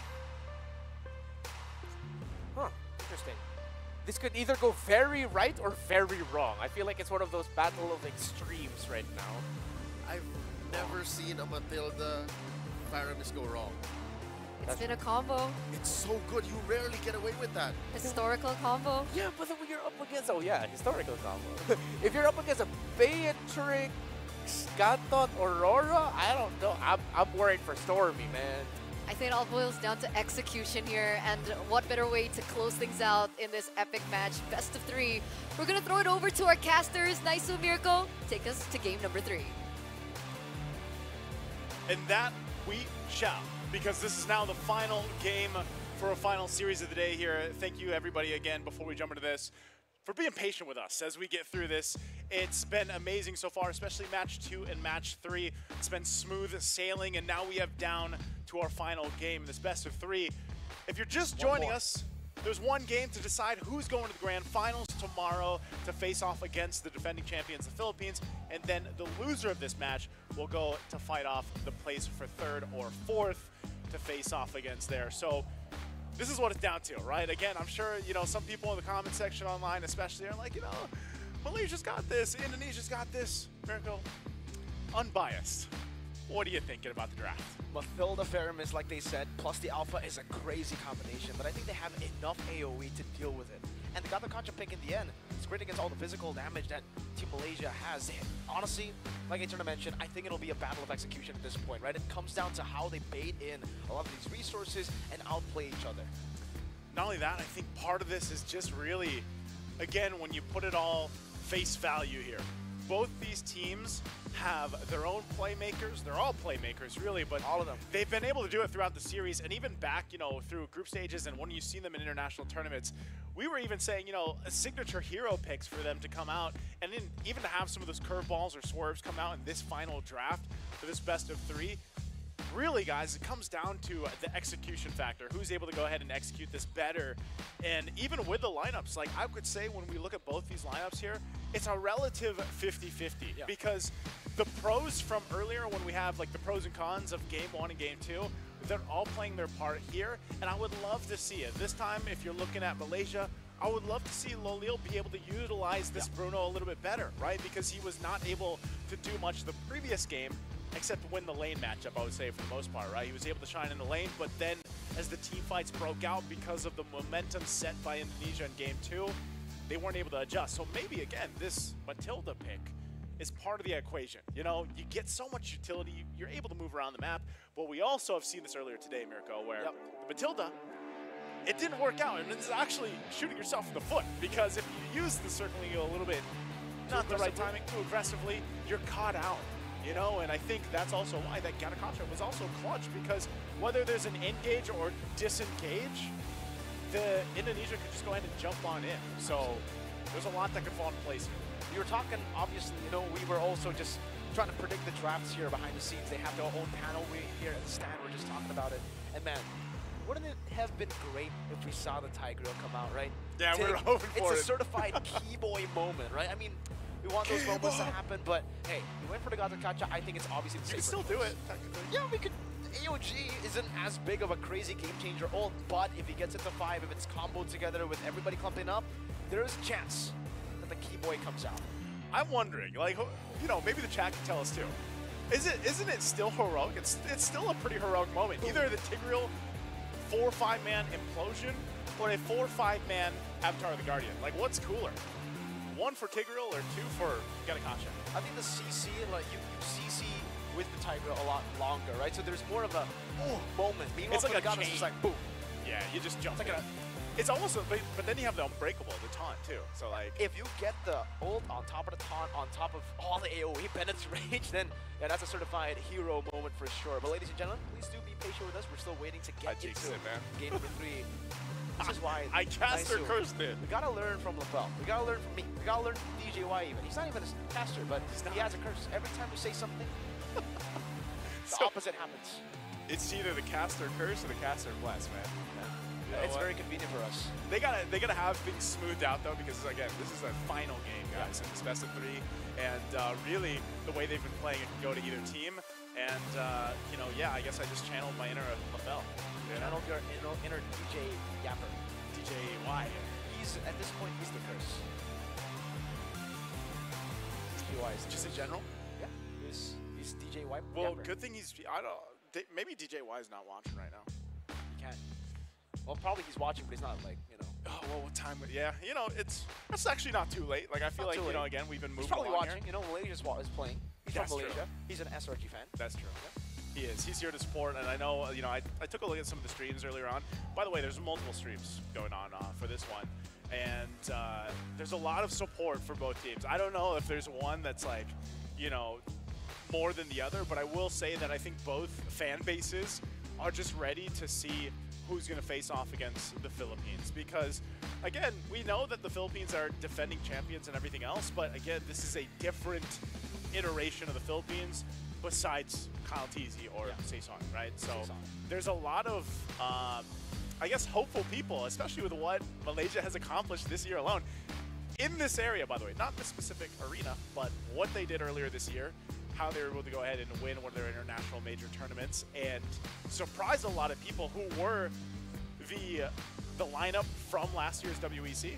I mean, think about what they've accomplished. I know, you know, there's a little bit of changes here with the lineups here for Malaysia as well, but still, ultimately, it's that experience that they're bringing now. And I feel like when you look at Malaysia in general, they've always been, we've heard this from our fellow Malaysian caster friends. Yeah.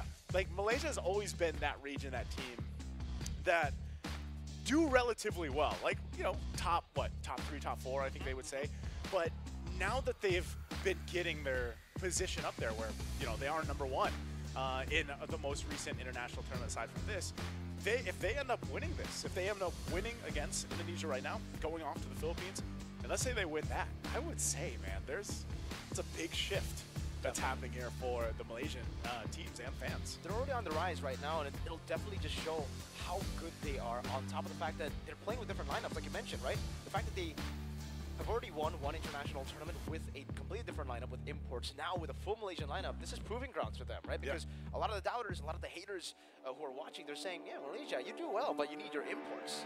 What if you don't have your imports? So far, they're doing quite well. They're doing very well at IESF here. So again, it's proving grounds. It's time as well for Malaysia to try to show the world that they don't need no imports. Well, you know, we just got the word, guys. We caster cursed it. We are going to have to take a break here before we jump into game 3. I'm sorry, man. You know what? Say to them. Guys, I'm looking right at you. We'll be back after this.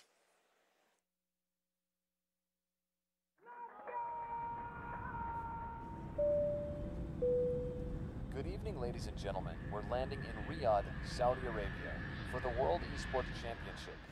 In a world where victories can be measured in gold and silver, some things are priceless. Fully expected, and Baron will find him. Can shine for one with a quick trade from Impulse. Some things are not bought with money. Listen, now Philippines is now taking the base of Indonesia. Remember their name. The feeling of standing alongside your fellow countrymen, the emotion, the home crowd, the weight of a whole nation on your shoulders. Sometimes I get emotional by the fact that I got chosen to be one of the representatives of my country. And it's just a dream, honestly. Here it's not just about the game, it's about the pride that unites us. Every match tells a story. He needs to some missed shots. Sound picking up another one, another headshot. No way! 4 kills! What has happened? From every corner of the globe. All eyes on WEC24.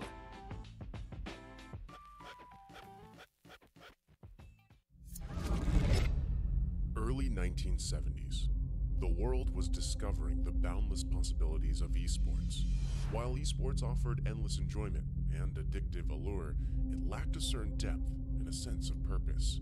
It needed something more, something larger than a trophy, something beyond individual gratification. That's when a vision emerged.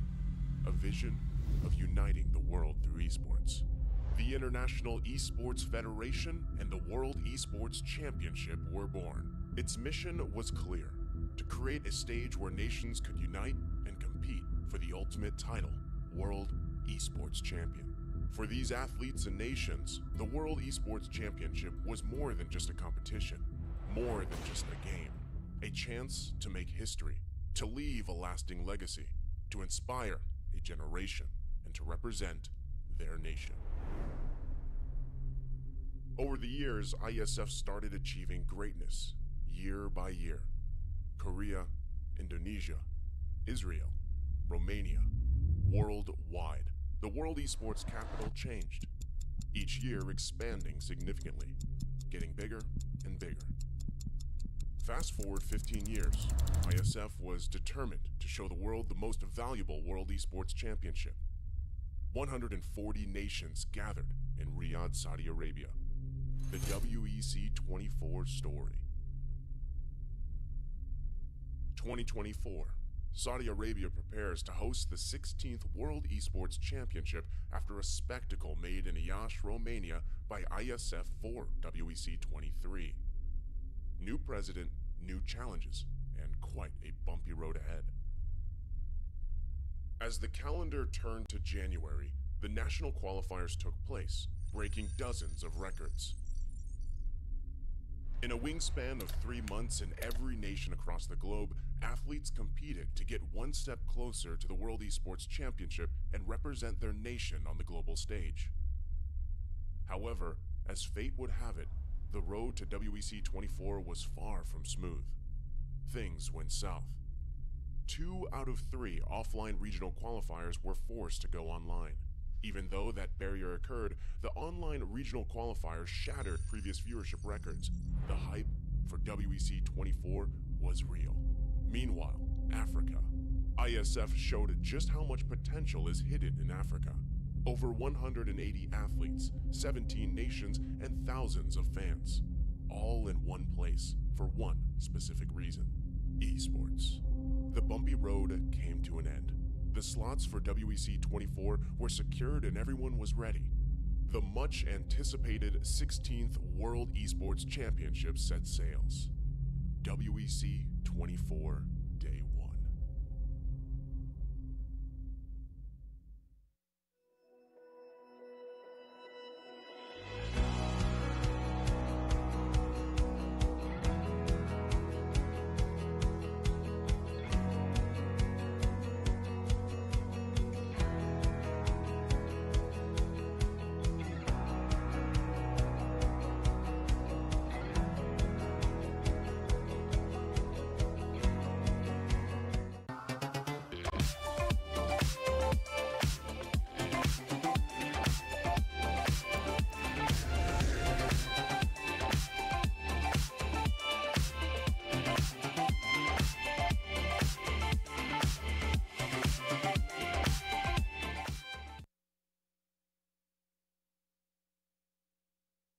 Willkommen, benvenuti, добро пожаловать, välkommen, welcome, bem-vindos, 환영, 요코소, 환영합니다. Hoş geldiniz. Καλώς ήρθατε. Swagat hai. Vítajte. Jindit nap. SEF Arena.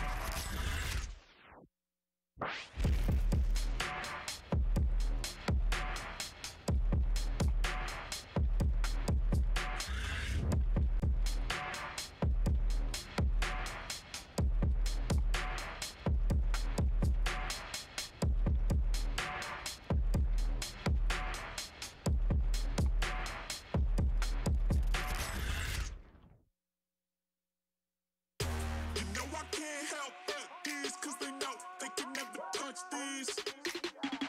So baby, let me talk my shit, or I might just throw another fit. You know I can't help but this, cause they know they can never touch this. So baby, let me talk my shit, or I might just throw another fit.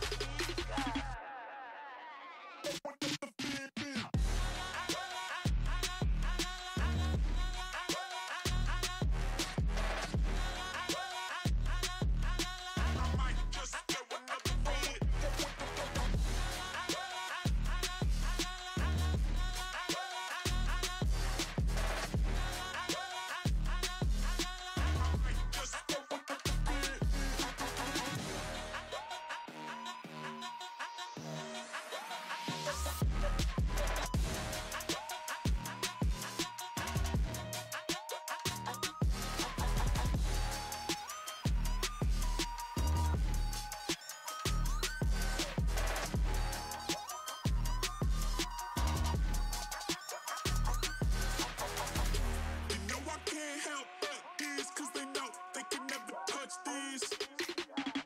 So baby, let me talk my shit, or I might just throw another fit.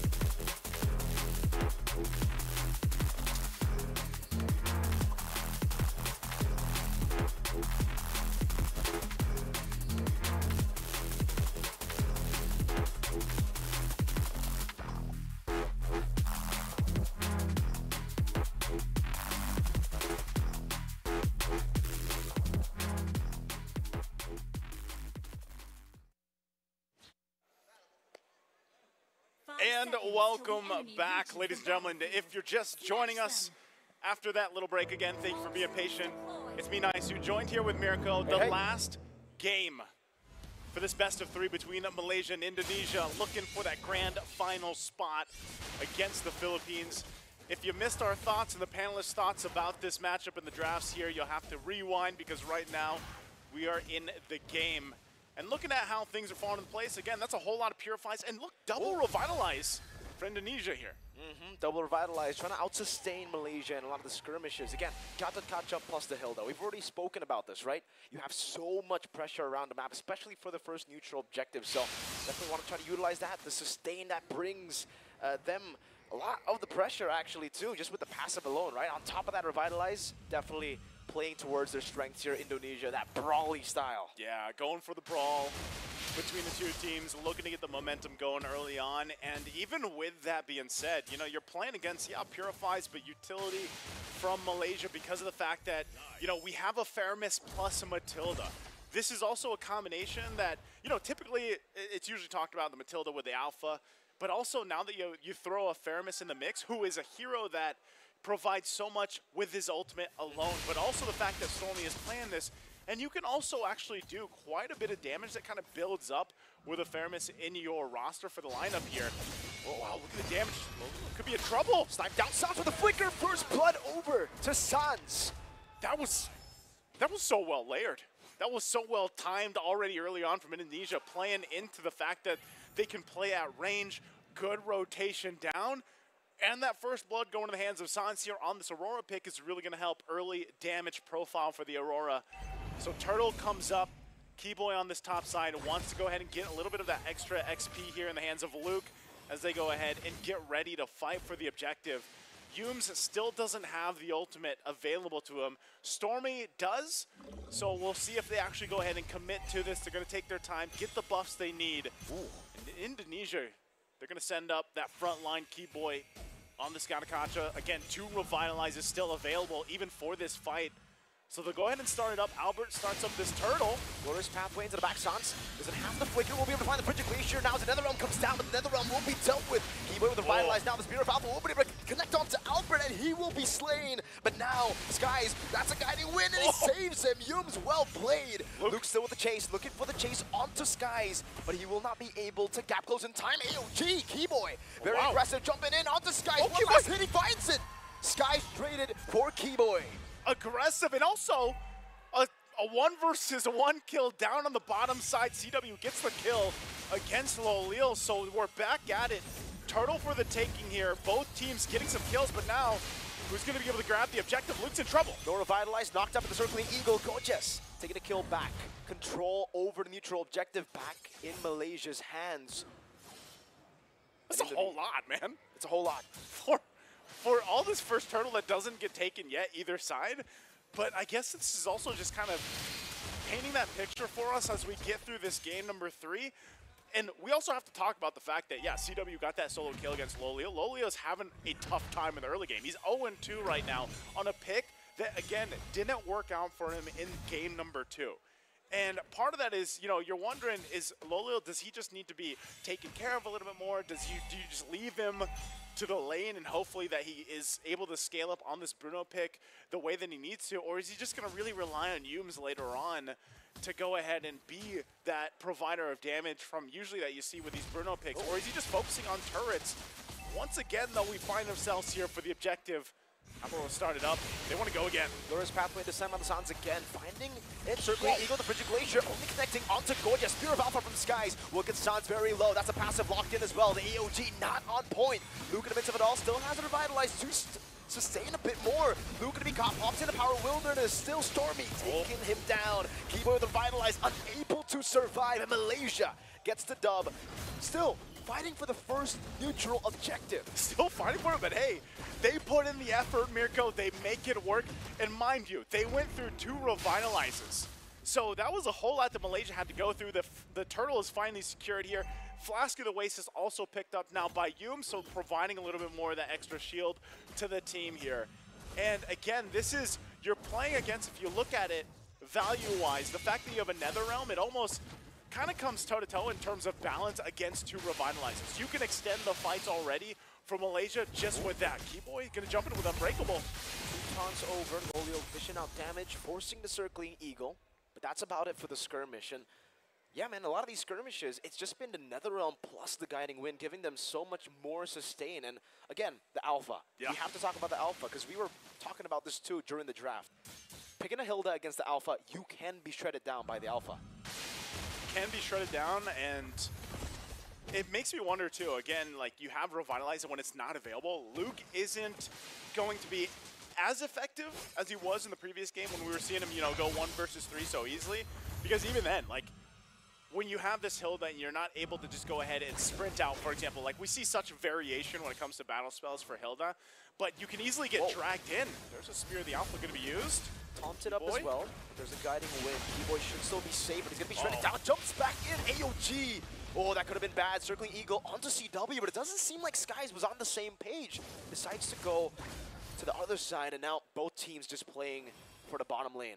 Yeah, it looks like the focus is going to be here.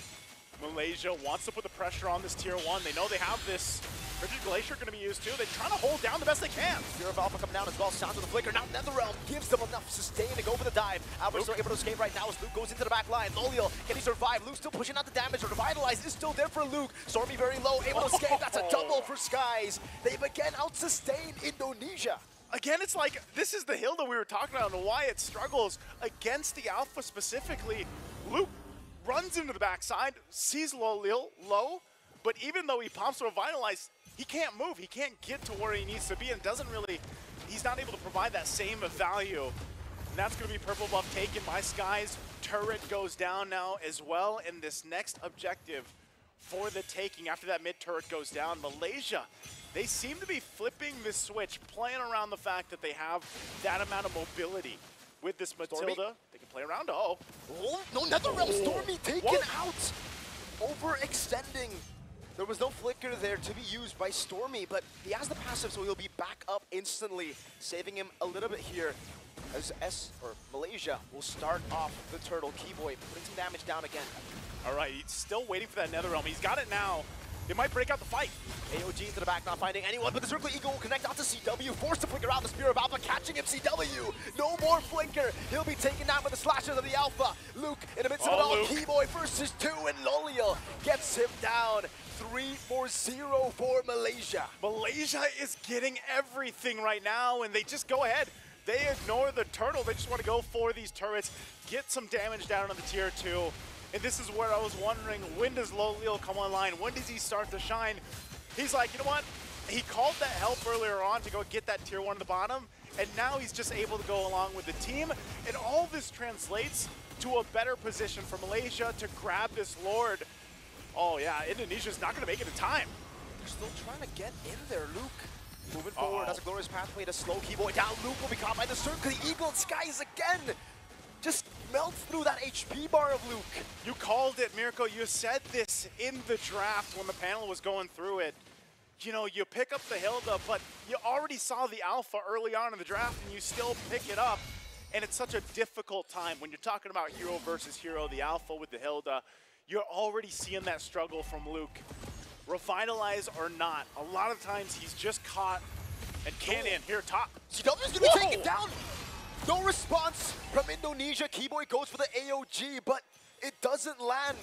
CW is down. That is their main source of damage when it comes to defending the siege. Still gonna be gone for another 14 seconds. They're gonna have to deal with this Lord push in. How are they gonna deal with it?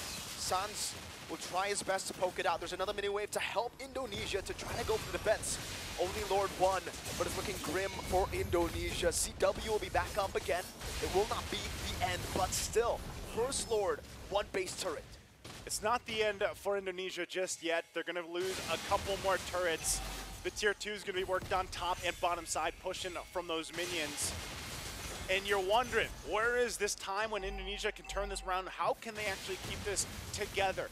It's not a crazy deficit we're talking about in terms of the economy. They need more time to build up, but not only that, but really, how can Luke turn this around himself? Just because, again, he hasn't been able to find that backline he's looking for. He's only got a Thunderbelt, man. Like, he's not much. Like, you can't really do much on this Hilda. So it's almost got to flip towards Keyboy. Can he actually get that setup they're looking for with the Avatar of the Guardian? Oh, hold on, Glorious Pathway again. Great one. Now Sans covers Spear of Alpha.